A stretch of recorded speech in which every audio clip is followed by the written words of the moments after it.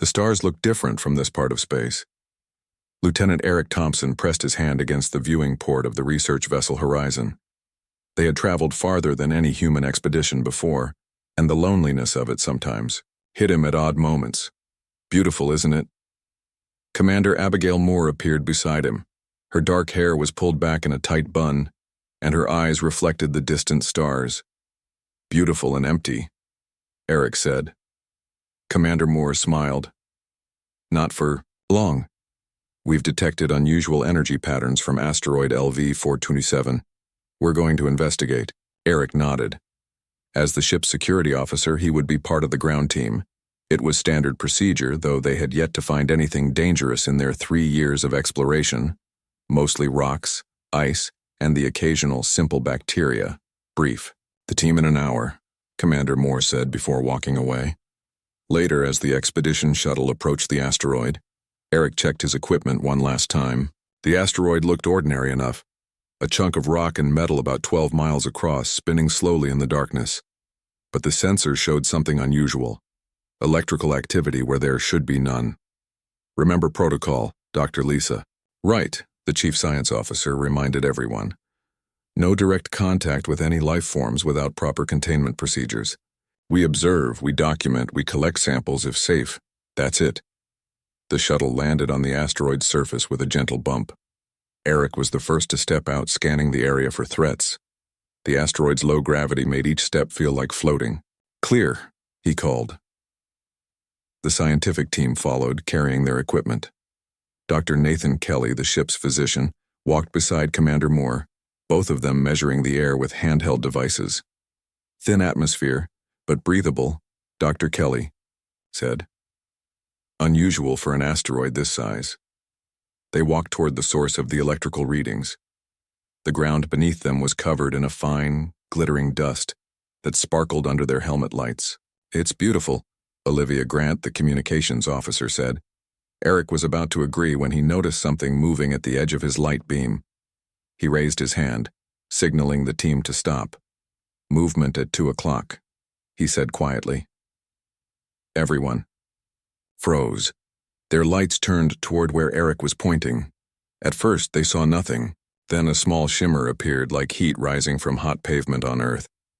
But this shimmer had shape, roughly the size of a football, transparent but with edges that caught the light. Is it alive? Commander Moore whispered. Dr. Wright moved forward slowly, scanner in hand. It's generating electrical impulses, complex patterns. This could be sentient life. The shimmer moved slightly, seeming to respond to their voices. It floated a few inches above the ground, pulsing gently. There are more, Dr. Kelly pointed. All around them, more shimmers appeared, rising from the dusty ground like morning mist. The team stood in silent awe. They had found alien life, and it was nothing like they had imagined. Begin collection procedures, Commander Moore ordered after a moment. Dr. Wright, select specimens for study. The team moved carefully, using special containment fields to capture several of the crystalline entities. Eric watched as one particular shimmer seemed to follow him, floating just outside the range of his equipment. This one's curious, he said to no one in particular. Don't engage with it, Dr. Wright warned. We don't know what they're capable of. But Eric couldn't help himself. When no one was looking, he moved his hand in a slow wave. The shimmer pulsed brightly and mirrored his movement with a wave of its own. Eric smiled behind his helmet. He made another gesture, and again the shimmer copied him. There was intelligence there, he was sure of it. A sudden tremor shook the ground beneath them. Seismic activity, Commander Moore shouted. Everyone back to the shuttle now. The team scrambled to gather their equipment and specimens. Eric turned to go, but hesitated when he saw his shimmer friend vibrating violently, seeming distressed by the quake. Protocol stated clearly, no unauthorized specimen collection. But something about the creature's distress called to him. Without thinking further, Eric activated a spare containment field and quickly captured the shimmer. What are you doing? Dr. Wright yelled as another stronger tremor hit. Saving it, Eric shouted back. They ran to the shuttle as cracks appeared in the asteroid's surface. Once everyone was aboard, the shuttle lifted off, narrowly escaping as a large section of the asteroid collapsed. Back on the horizon, Commander Moore was not pleased. "You violated direct orders, Lieutenant," she said, her voice sharp with anger. "That unauthorized specimen could pose unknown risks to this ship and crew." Eric stood at attention in the ship's lab. The containment field holding his shimmer sat on a table nearby, pulsing with soft blue light. "With respect, Commander, it was responding to me. It's intelligent." Dr. Kelly, who had been examining the specimens, looked up. "He's right about that. These creatures are silicon-based life forms that communicate through electrical signals. They're showing complex response patterns consistent with sentience." Commander Moore frowned. "That doesn't excuse breaking protocol." "No, ma'am," Eric agreed, "but I couldn't leave it to die." Commander Moore studied the shimmer, which was now making intricate patterns of light that seemed directed at Eric. "It likes you," she said finally, her expression softening slightly. "I'm calling it Sparks," Eric admitted. Despite herself, Commander Moore smiled. "Very original, Lieutenant." Dr. Wright approached the containment field with a scanner. "These readings are fascinating. It's trying to match its electrical output to your brain's electrical patterns, Lieutenant. It's attempting communication." Eric moved closer to the field. "Can it understand us?" "Unlikely in any direct way," Dr. Wright said, "but it's definitely aware of you as a distinct entity." The ship's captain, William Porter, entered the lab. He was older than most of the crew, with gray hair and eyes that had seen much of the galaxy. "So this is our stowaway," he said, examining Sparks. "Sir, I take full responsibility," Eric began. Captain Porter raised a hand. "At ease, Lieutenant. I've seen stranger things in space." "Dr. Wright, is this creature a threat to my ship?" Dr. Wright shook her head. "Not that we can determine. Its biology is completely different from ours. No risk of disease transmission, and the containment field is secure. Then for now, Lieutenant Thompson will be responsible for it." Captain Porter decided. "Consider it a first contact experiment."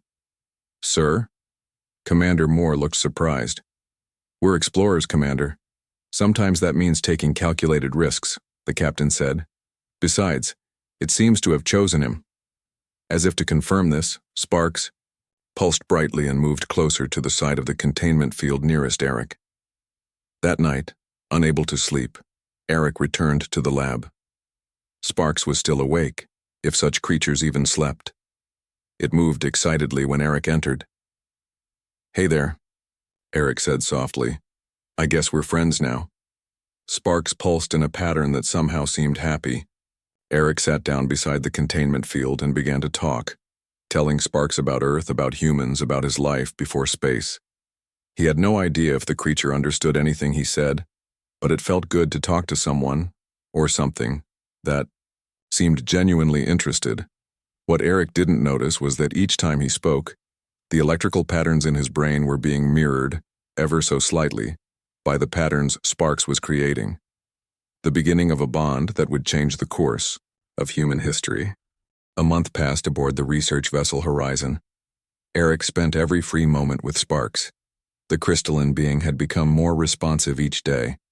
Dr. Lisa Wright had built a simple interface that converted Sparks' electrical signals into basic words and concepts. "Amazing progress," Dr. Wright said, reviewing the data on her tablet. "It's learning our language at an incredible rate."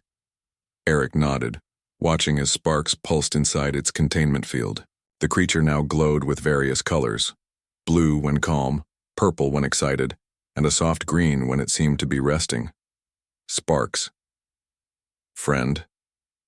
"Eric," came the mechanical voice from the interface. "That's right," Eric said with a smile. "We're friends." Dr. Wright raised an eyebrow.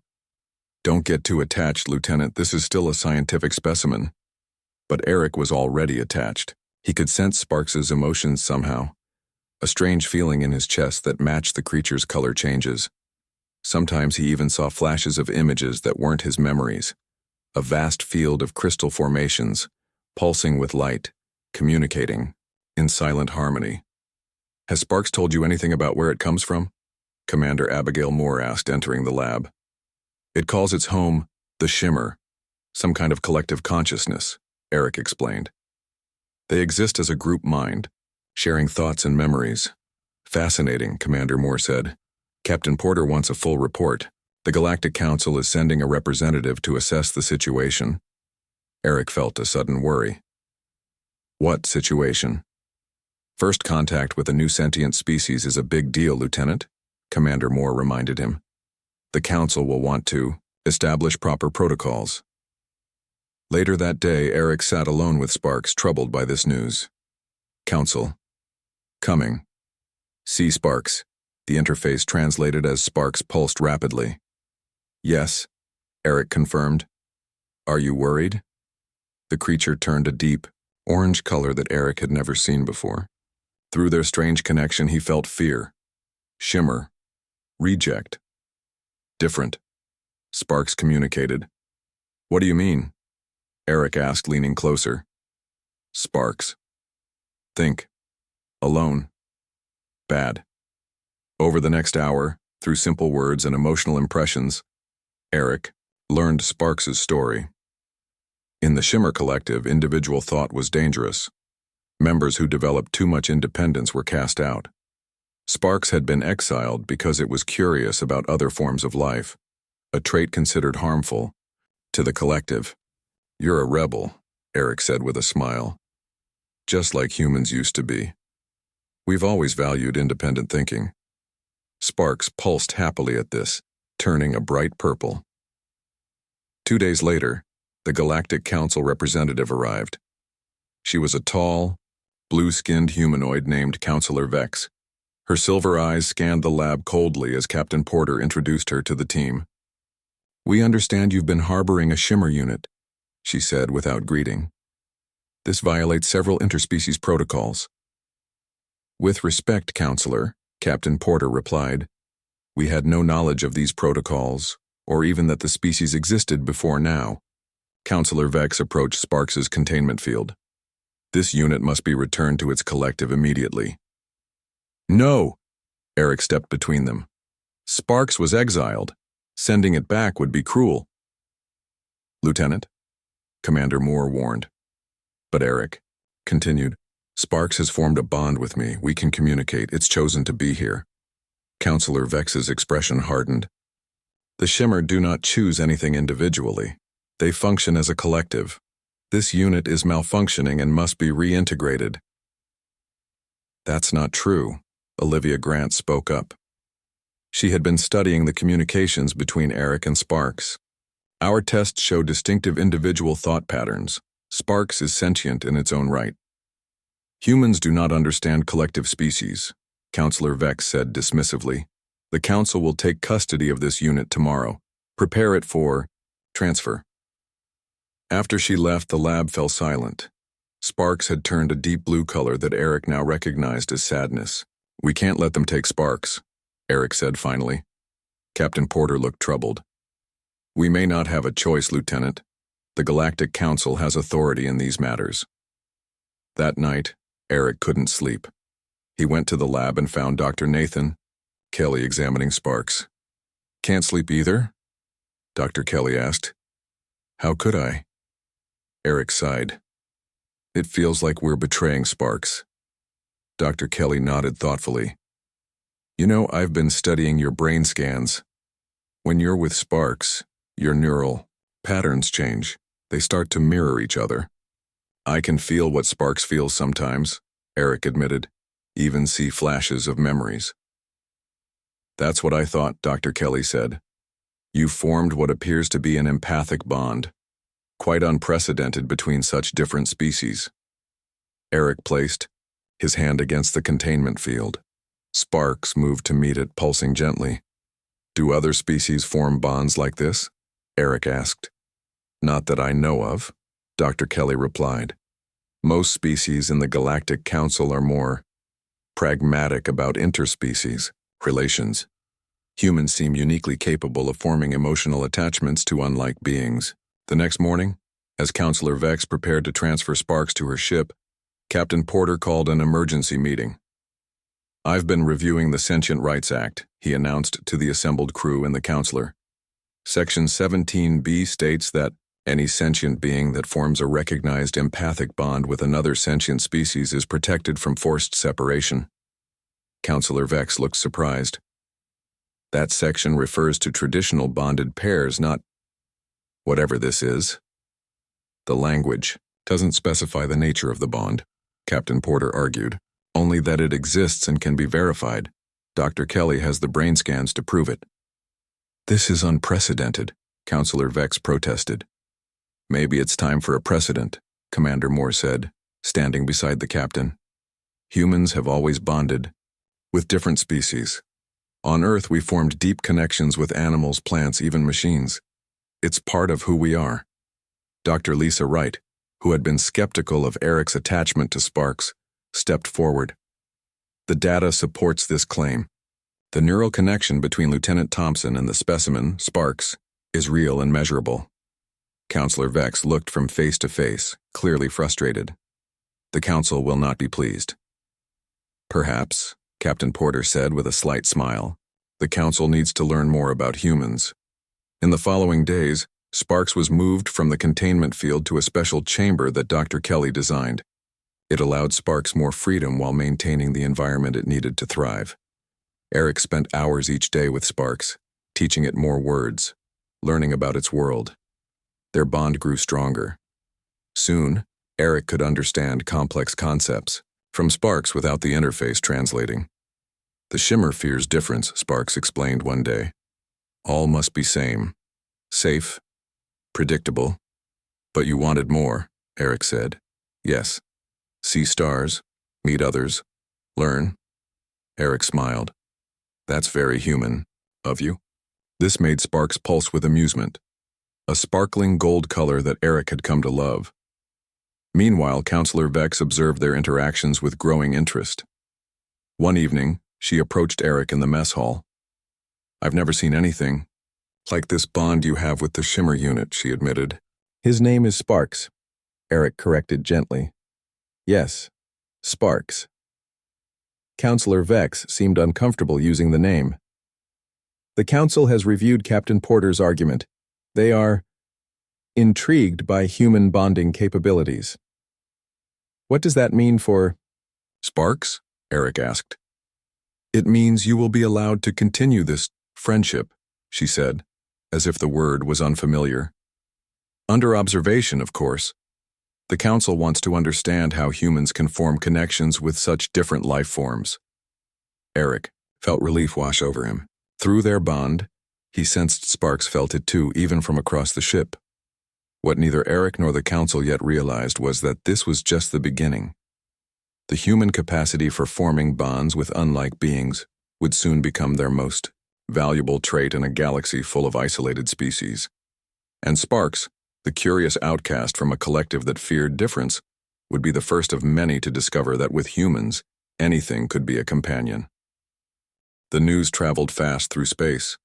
A human had bonded with a crystalline entity. The Horizon was 3 days into its journey back to Earth when the first warning came. Military vessels approaching, Olivia Grant announced from her communications station.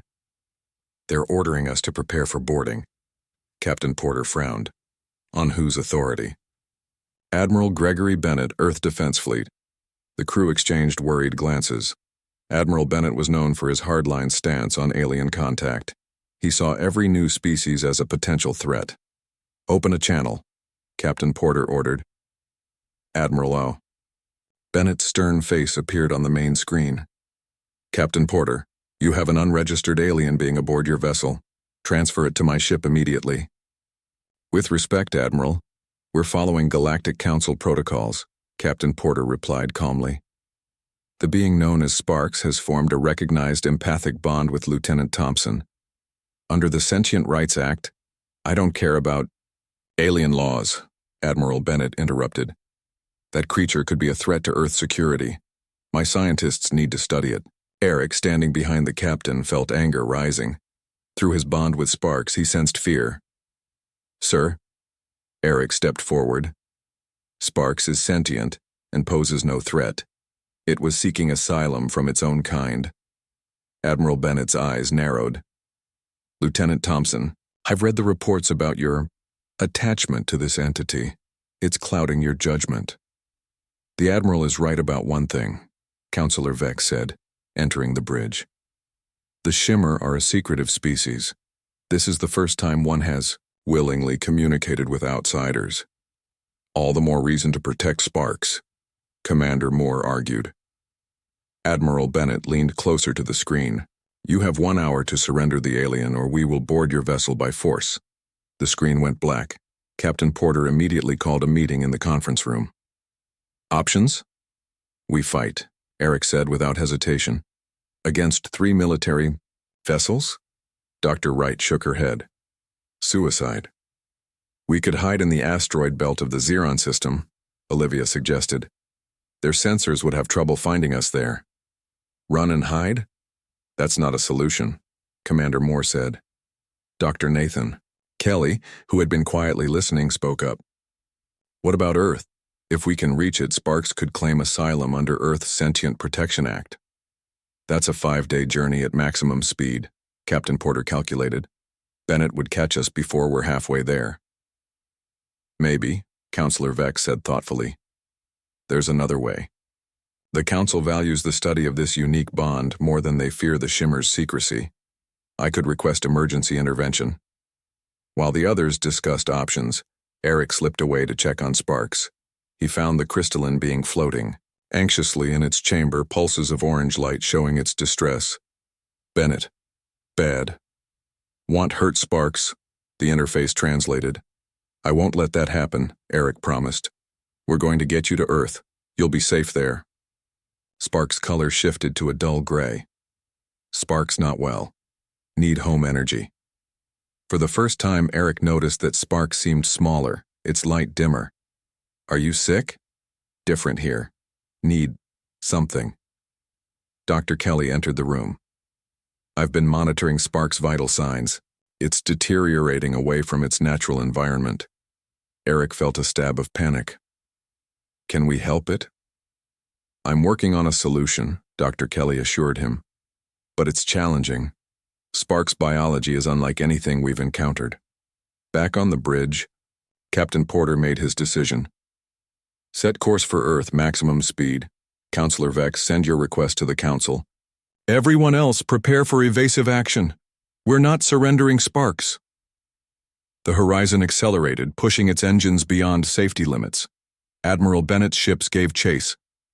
Meanwhile, Dr. Kelly worked frantically to create a stabilizing chamber for Sparks. Eric stayed by Sparks' side, talking softly, trying to keep its spirits up through their bond. I've been running tests, Dr. Kelly told Eric late that night. Sparks seems to respond positively to human bioelectricity. Your presence actually strengthens it. Is that why we bonded? Eric wondered. Perhaps, Dr. Kelly nodded. Humans generate more bioelectrical energy than most species. Our brains are constantly active. It might be what drew Sparks to you specifically. Dr. Kelly's new chamber was designed to amplify human bioelectrical fields. When Eric placed his hand on a special panel, his energy was transferred to Sparks. The effect was immediate. Sparks glowed brighter, its movements more energetic. It's working, Eric exclaimed. Temporary solution, Dr. Kelly cautioned, but it should help until we reach Earth. The pursuit continued for 3 days. Admiral Bennett's ships were faster, gradually closing the gap. Captain Porter used every trick he knew. Hiding in dust clouds, skimming too close to unstable stars, anything to delay the inevitable. On the 4th day, they received unexpected news. A message from Earth arrived, not from the military but from a civilian named Talia Rodriguez. I represent the Earth Rights Coalition, the dark-haired woman explained. News of Sparks has reached us. We're organizing legal protection and public support for your arrival. How did you learn about Sparks? Commander Moore asked, surprised. Talia smiled. Counselor Vex's message to the Galactic Council wasn't exactly private. We have friends there, people who believe in interspecies friendship. This gave the crew new hope. But only hours later, Admiral Bennett's ships finally caught up. Your engines are failing, Porter. Admiral Bennett's voice crackled over the comm. Surrender the alien now. Before Captain Porter could respond, a new ship appeared on their sensors. Then another, and another. Civilian vessels. Olivia reported with amazement. Dozens of them. They're positioning themselves between us and the military ships. Talia Rodriguez appeared on screen again. We've got you covered, Horizon. These are private citizens who believe in your mission. Admiral Bennett won't dare fire on civilians. Admiral Bennett was furious, but trapped. The civilian blockade held firm. With their protection, the Horizon limped toward Earth, arriving 2 days later to a hero's welcome. News cameras captured the moment Eric walked down the ramp with Sparks floating beside him in a portable containment unit. The crystalline being sparkled in Earth's sunlight, creating rainbows that delighted the watching crowd. But their troubles weren't over. Sparks' health continued to decline despite Dr. Kelly's chamber, and while public opinion mostly favored protecting Sparks, there were protesters too, people who feared alien influence. Admiral Bennett hadn't given up either. He arrived at the secure facility where Sparks was being housed, this time with a council enforcer named Kira Blackwood. The council has reconsidered, Enforcer Blackwood announced. This shimmer unit must be studied properly, away from human interference. That contradicts the council's previous position, Councilor Vex argued. Enforcer Blackwood's face remained impassive. New evidence suggests the Shimmer Collective poses greater dangers than previously thought. The unit will be relocated to a council facility. Eric felt desperation rising. Sparks chose to be here, you can't force it to leave. Step aside, Lieutenant, Admiral Bennett ordered. This is now a matter of galactic security. But as they moved to take Sparks, something unexpected happened. The crystalline being began to pulse rapidly, sending out waves of energy that made the human's hair stand on end. And through their bond, Eric heard Sparks' voice clearly for the first time, not through the interface but directly in his mind. Humans special, Sparks' thoughts came. Universe many species. Only humans make friends with all. Plants, animals, machines, even stars and rocks. Everyone in the room froze, feeling the weight of Sparks' presence. Shimmer fear difference, Sparks continued. Council fear unknown. Humans embrace both. Enforcer Blackwood stepped back, visibly shaken. It's broadcasting directly to all of us. This shouldn't be possible. Through their deeper connection, Eric understood what was happening. Sparks was using their bond to amplify its abilities, reaching out to everyone present. The Council must see, Sparks' thoughts echoed. Humans needed. Galaxy needs companions. Admiral Bennett was the first to recover. This proves my point. The alien is manipulating our minds. No, Dr. Kelly said quietly. It's communicating in the only way it can now. Its physical form is failing. Eric looked at Sparks with alarm. The once bright crystal was now dim, almost transparent in places. What does it mean the galaxy needs companions? Talia Rodriguez asked, her eyes wide with wonder. I think, Councilor Vex said slowly, it means we've all been more alone than we realized. The world argued about Sparks. Some people wanted to protect it, others feared it. News feeds showed both sides. Crowds of supporters holding signs that read, "Friendship has no borders," and angry protesters demanding, "Earth for humans."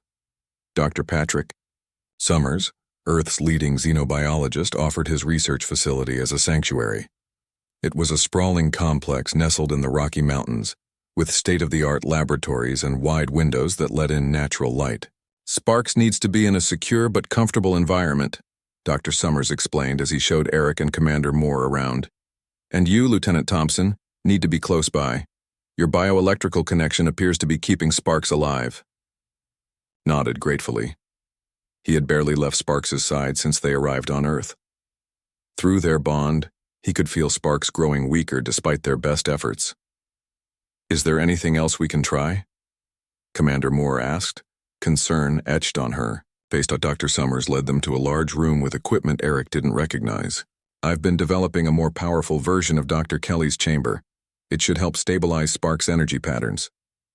The new chamber was impressive, a dome-shaped structure with panels that glowed softly blue.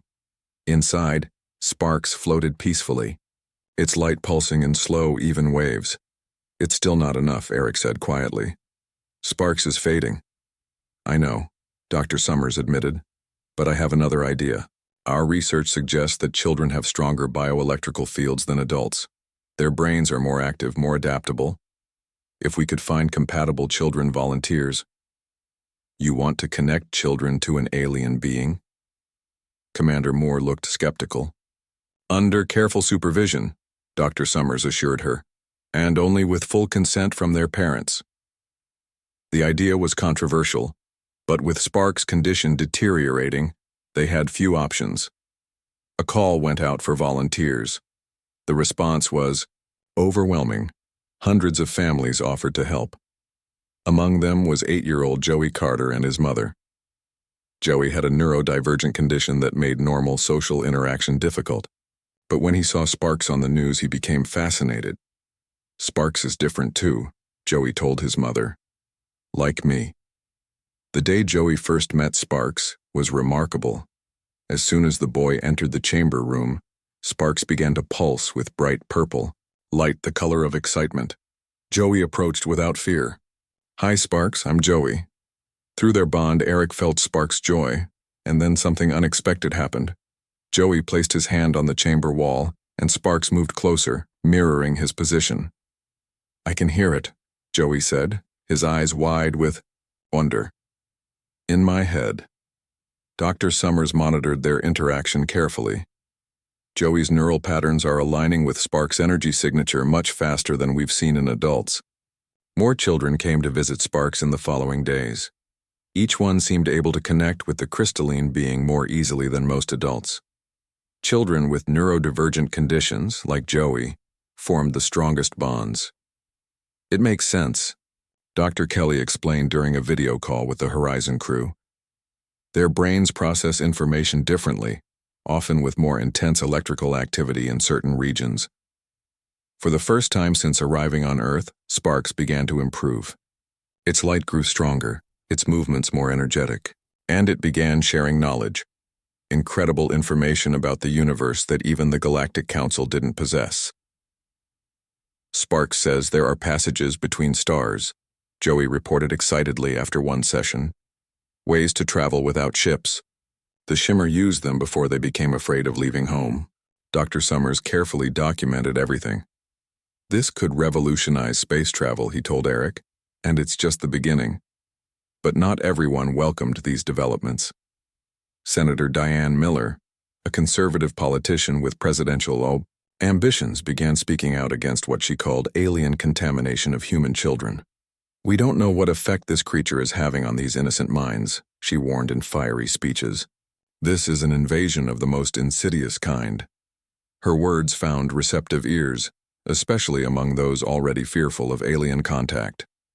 Protests outside Dr. Summers's facility grew larger and more hostile. Eric worried about security. "We should increase protection," he told Commander Moore, who had remained on Earth as the official liaison between the Horizon crew and Earth authorities. "Already done," she assured him. "But we need to be careful not to look militarized. That would only feed Senator Miller's narrative." Meanwhile, Joey visited Sparks daily. The boy who had struggled to connect with humans formed an immediate bond with the alien being. Through their connection, Joey began to understand complex scientific concepts that even adult scientists found challenging. "Sparks is teaching me," Joey explained to Eric one day, "about energy and light and how everything connects." "What does it feel like?" Eric asked, curious about Joey's experience. Joey thought for a moment. "Like finding a friend who speaks your language when nobody else does." Eric understood that feeling well. One evening, as Joey was leaving after a session with Sparks, a group of protesters broke through the outer security perimeter. They carried signs with anti-alien slogans and shouted angry words. Security personnel rushed to form a protective line, but the situation was tense. Senator Miller herself was there, using a megaphone to demand access to see the alien threat firsthand. Joey's mother pulled him close, Frightened by the crowd's anger, Eric and Commander Moore positioned themselves between the protesters and the entrance to Sparks' chamber. "Please disperse," Commander Moore called out. "This is a secure research facility." "Research?" Senator Miller scoffed. "You're allowing an alien to corrupt our children?"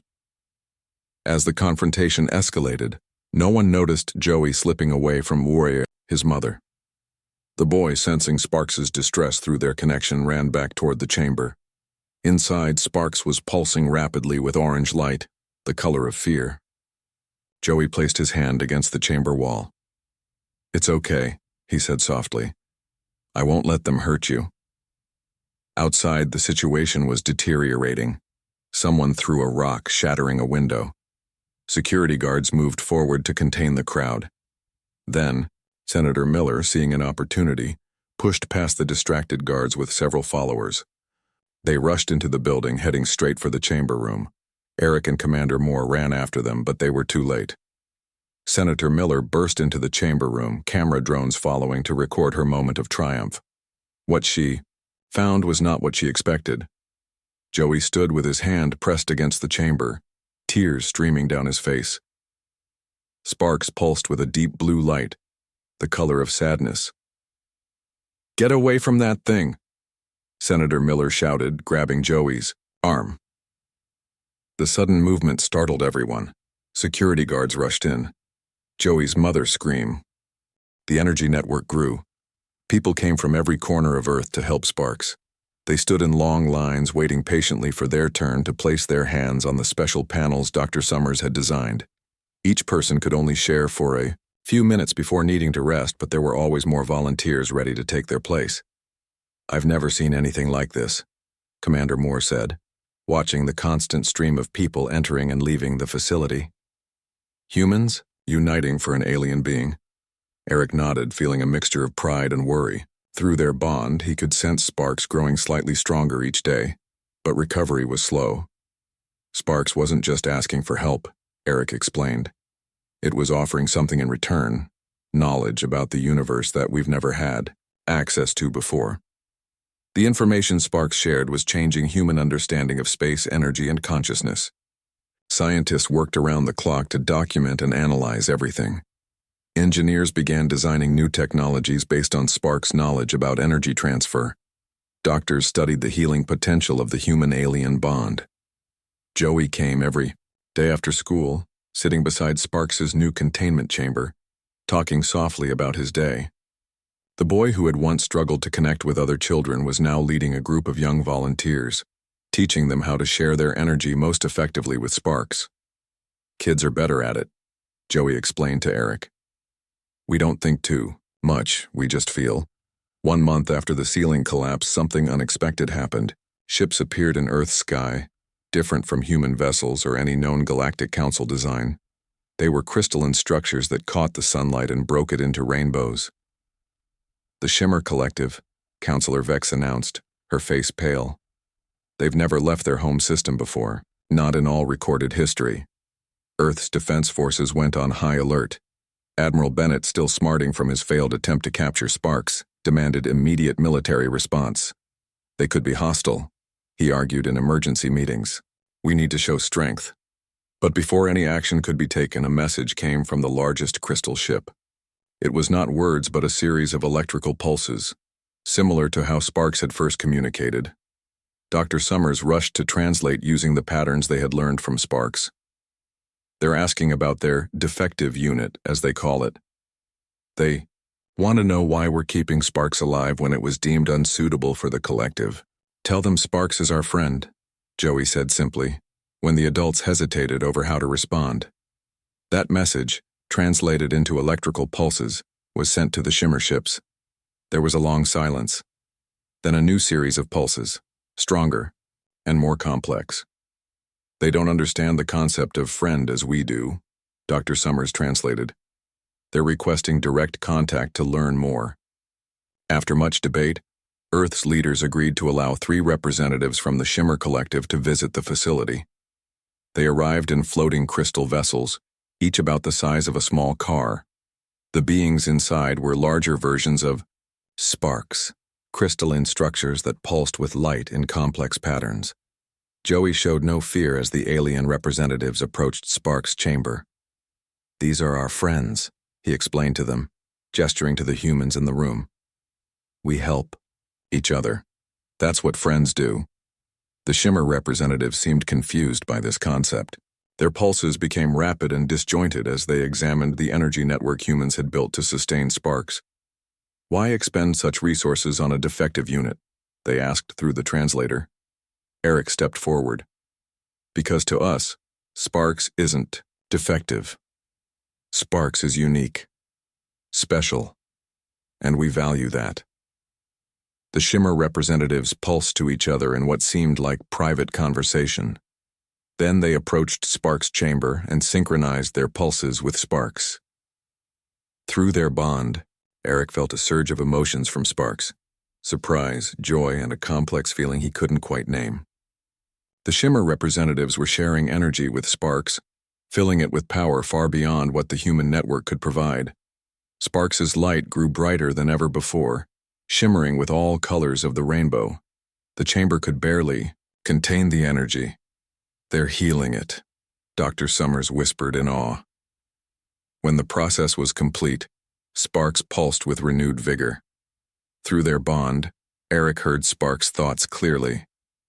"Shimmer see now. Humans show new way. Difference. Not bad, difference is strength." The Shimmer representatives turned to the humans. "We do not understand this friendship, but we wish to learn. This defect, this individual thought, may have value we did not recognize." As if summoned by these words, another ship arrived, in Earth's atmosphere. This one was sleek and silver, unmistakably a Galactic Council vessel. High Minister Xenar, the head of the council, had come to witness the unprecedented events personally. The meeting between humans, the Shimmer Collective, and the Galactic Council took place in a large conference room at Dr. Summers' facility.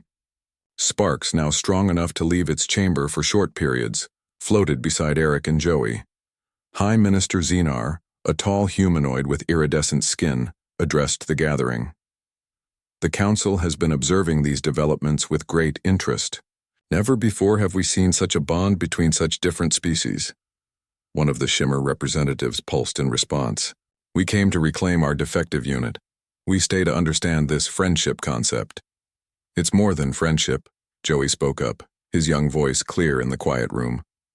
"Sparks is family now." High Minister Xenar looked intrigued. "Family? You consider this crystalline entity part of your human family unit?" "Yes," Joey said without hesitation. "Families don't have to look the same or think the same. They just have to care about each other." The simplicity and depth of the child's words seemed to affect everyone in the room. The Shimmer representatives pulsed in patterns that suggested deep thought. High Minister Xenar nodded slowly. "This ability of humans to form bonds with unlike beings is unique in our galaxy," the High Minister said. "Most species only connect deeply with those very similar to themselves. This companionship ability could be valuable." Commander Moore stepped forward. "With respect, Minister, companionship isn't a commodity to be valued. It's a relationship based on mutual respect and care." "Of course," High Minister Xenar conceded. "Poor choice of words. What I meant is that this human trait could help address one of our greatest challenges, the isolation of species across the galaxy." Through Sparks, Eric and Joey learned what the High Minister meant. Many species in the galaxy lived in isolation, unable or unwilling to form meaningful connections with others. Some, like the Shimmer, valued sameness so highly that difference became threatening. Others had communication methods so alien to each other that meaningful exchange seemed impossible. "Humans bridge gaps," Sparks explained. "Connect unlike things. See worth in difference." The discussions continued for days. Scientists, diplomats, and representatives from dozens of species joined the talks. Everyone wanted to understand the human capacity for forming bonds with unlike beings. Dr. Summers presented research showing how humans had always sought companions, from the earliest domestication of wolves and cats on Earth to the emotional connections many formed with plants, objects, and eventually artificial intelligences. Humans instinctively anthropomorphize, he explained. We see ourselves in others, even when they're very different from us. It's not always scientifically accurate, but it allows us to form emotional bonds that transcend physical and cognitive differences.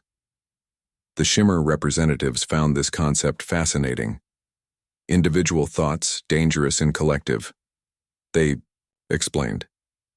But perhaps some individuality necessary for new connections, new growth. 6 months after Sparks first arrived on Earth, a historic treaty was signed.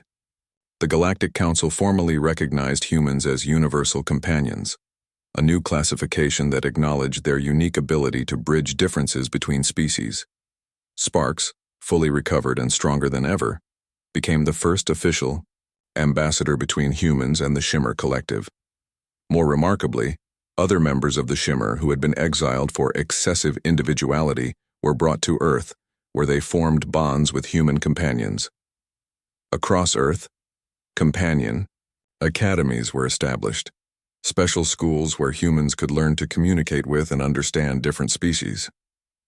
Joey Carter was among the first students at the academy in North America, with Sparks as one of his teachers. Eric, promoted to captain after the retirement of Captain Porter, prepared for a new mission.